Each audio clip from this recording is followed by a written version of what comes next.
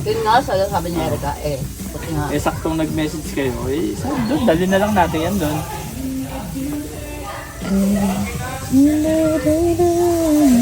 Baka sunog na yung sasagilid yung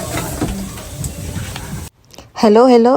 Welcome back to our channel. Ito na nga, sobrang init na rin dito sa Canada. And bukod sa pagbabiking namin, during off, for today's video, mag-barbecue muna tayo. Tingnan nyo naman, ang sasarap. Homemade barbecue yan gawa ng asawa ko and yung kafta na nabili lang sa supermarket. And guess what? Guess what kung anong luho ang nabili namin for today. So please keep on watching.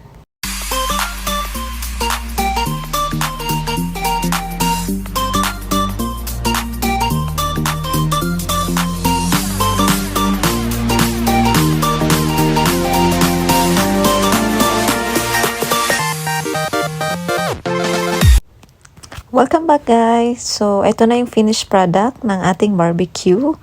And muntik nang masunog ang chicken. Ito na yung barbecue natin and ang sarap. Sobrang nanunuot yung lasa, lalo na yung pork barbecue natin. Iba-ibang activities talaga yung ginagawa namin ngayon, lalo na summer. And nagkataon din na pare-parehas kami day off. And yung iba naman maaga nag-out. Tara, samahan niyo ako bumili ng iWatch. So, ito yung luhong sinasabi ko. Actually, matagal naman na akong walang watch. And matagal ko rin itong pinag-isipan. As in, ilang beses ako pabalik-balik dito. Kasi nga umuurong sulong ako. And for today's video, si Habi na ang nag-push sa akin. At siya rin ang nagbayad. So, thank you, Habi. Nakabili na rin ng iWatch Series 9. Eto na nga, hindi kami nakapaghintay hanggang makauwi at binuksan na namin siya sa mall. And tara! Ang ganda! Ang ganda magbukas ng mga ganitong bagong gamit. So may bago na naman tayong baby and hindi nga ako marunong kung paano to. Hindi ko rin siya napanood. Hindi ko rin siya binasa kung paano buksan. Kasi nga, na-excite na ako. And, ang pinili ko Starlight kasi mahilig ako sa mga aesthetic lang. So, etong luho na to, matagal na nga namin tong pinag-isipan. And, once in a blue moon lang din naman kami bumili ng asawa ko. So, kaya nang sinasabi ng iba, deserve natin to.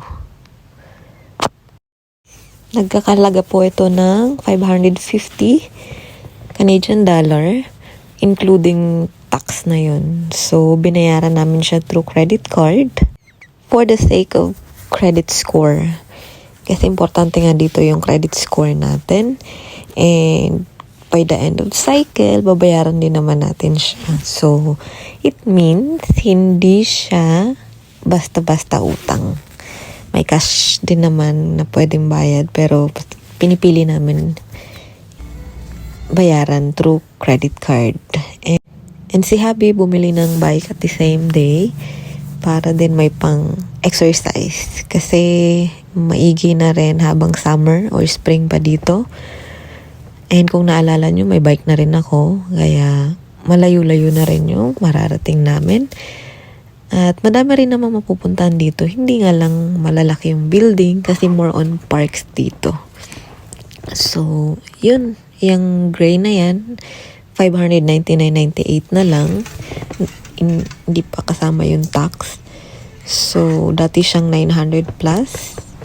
And may mga accessories pang kasama. So, total ng bill niya is nasa 700 din.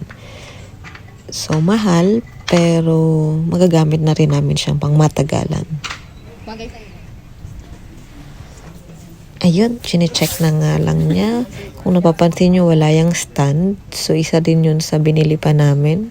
Yun, after 8 months namin dito, ngayon lang din naman kami bumili ng mga pang-sariling interest namin. At medyo nakakaluwag-luwag na tayo. Dito sa Canada, kaya mo talagang bilhin yung mga gusto mong bilhin. Pero dapat hinay-hinay lang din and responsable ka gamitin yung credit card. Sa ganun, hindi tayo mamumroblema, hindi tayo mababaon sa utang. And eto na nga, pauwi na ako. Eto naman after meeting, galing ako sa work and sobrang init nito. Nasa 30 degree ata. Kaya kung makikita nyo, medyo blurred na siya kasi nagmamadali na talaga ako. At nakakasunog din sa balat yung init dito. And it will take 5 minutes lang din naman at nasa bahay na ako. So, paano guys? Thank you and see you on our next vlog. Maraming salamat. Bye!